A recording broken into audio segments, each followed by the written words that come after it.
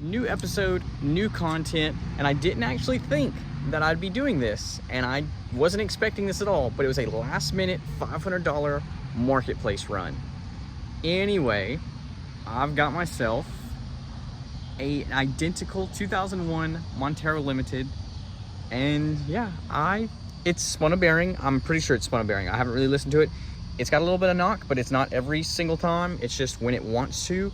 So the guy said he ran it low on oil, so I'm assuming that it's a spun bearing.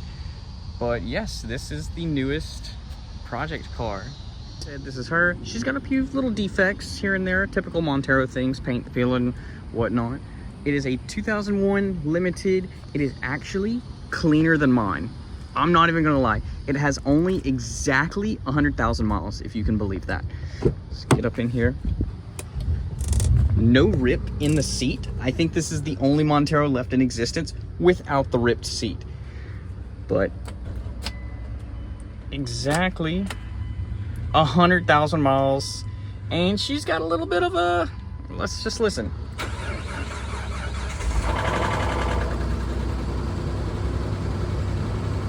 So not the greatest, but no engine lights, nothing. So that's why I'm a little concerned, but at the same time, it's kind of just as it goes.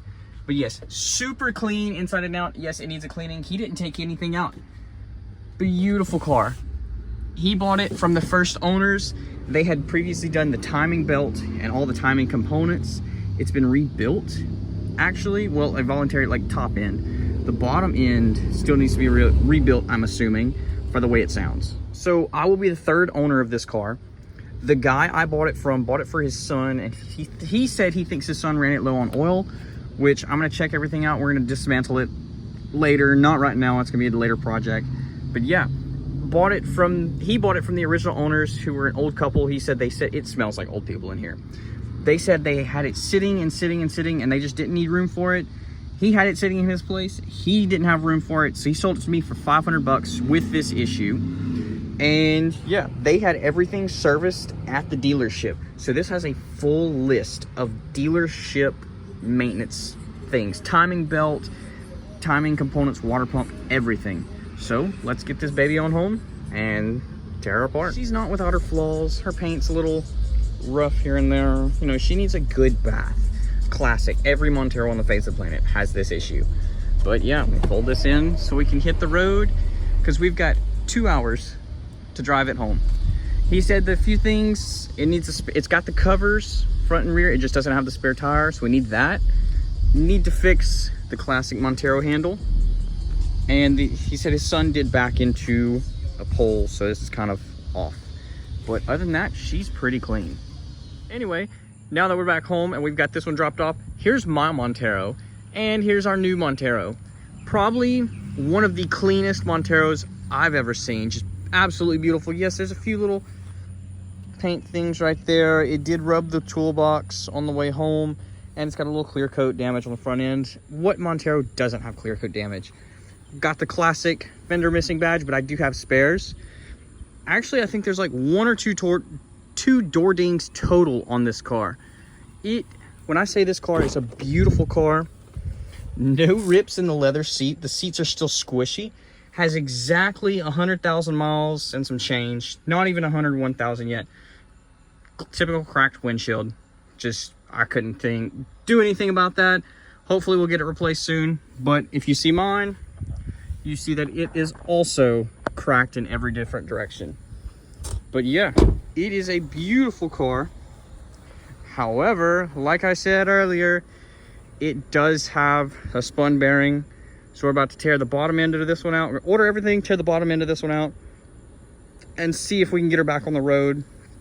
Because honestly, this one I was not planning on saving. But as of seeing, I mean, it does need a bath. After seeing how clean this car, we got a door ding right there. Clean this car is, brand new tires, right at 100,000 miles. All the service has been done at the dealership too. So it has a full service history to go along with everything. I just can't tear this one up. I've got to keep this one. Even if I don't keep this one forever and I still keep that one around, I just can't let this one be scrapped. Yes, he was on his way to the pull apart for this one. They offered him $200. And I said, nah, it is worth it. Way more than that in parts alone. And I made the 2.5 hour drive, picked it up, and brought it home. And that's where she lives now. Anyway, back to our turbo build, y'all. So I'm still missing a few things. Like, I need to complete my fuel rail. I need injectors for the Evo and to continue this side that goes back into my fuel pump. So I need to run the lines for that as well. I do need to run the oil to the turbo. I've got most of the intercooler piping set up. I haven't done anything below this yet that comes out. And I haven't really done anything. I've been busy, and it literally has been raining and raining, like water over the road raining. I have not been able to get anything done because it's Louisiana. That's all it ever does is rain. But I've got those few little things there, some vacuum issues. I haven't started this thing up yet, but it's just, I know vacuum lines need to be run. I still need to do a little bit behind there to my clutch because the pedal doesn't sit right. It sits a little off, so I need to do that before I completely install everything. And then when we get under here, almost everything is in. I still need to put my new control arms on, finish putting the CV axle in because I haven't had time to mess with it. It's been raining. Got the turbo, you can't even see it. Yeah, got the turbo and all bolted up. CV axle is a little rusty, but we'll got to put the oil dump and oil feed lines in. And then I'm going to have to do a little custom exhaust work. Possibly, I don't know. Delete cats and made it to this downpipe here. But still have a few more things ordered, like my oil feed lines and a new fuel rail with all the extra bits and injectors as well. I do have all new brakes, suspension, everything going around. Brembos are going all the way around this car. Brembos from an Evo. Got rotors, pads, everything. Somewhere in here, this big mess is the calipers themselves. I just gotta drill my brackets is all I need to do. But probably here soon as I finish all of this, today's June 22nd, I'm gonna slowly start prepping that one for July 18th because I plan on going to Mitsubishi Owners Day in Warrenville, Illinois, and I'm pretty set on taking that one. I'm definitely not taking that one because it's not ready yet. This one's a maybe, but I still don't want to know. I still don't trust it going that far by myself. So as of now, this one is going. I'm going to clean it up, get it show ready. Probably take both sets of wheels so I don't have to ride my rotiforms all the way up there because they are a wee bit uncomfortable. But yeah, that's probably all I'm going to order for this one right now is what I've got ordered. And then after that, everything's focusing back to that one. Okay. So I kind of busted my ass this evening. I got everything suspension-wise taken care of. The car is officially back on the ground. I was able to finally find the rear transmission bracket. I pulled a bunch of strings at some dealerships, and I'm not going to say what I did, but it was kind of a pretty penny that I had to pay for that because it's a discontinued thing and no one has it anymore.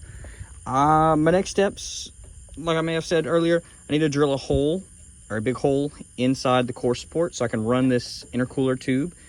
Intercooler, I just took it out because it was in the way for me taking the front bumper and on and off.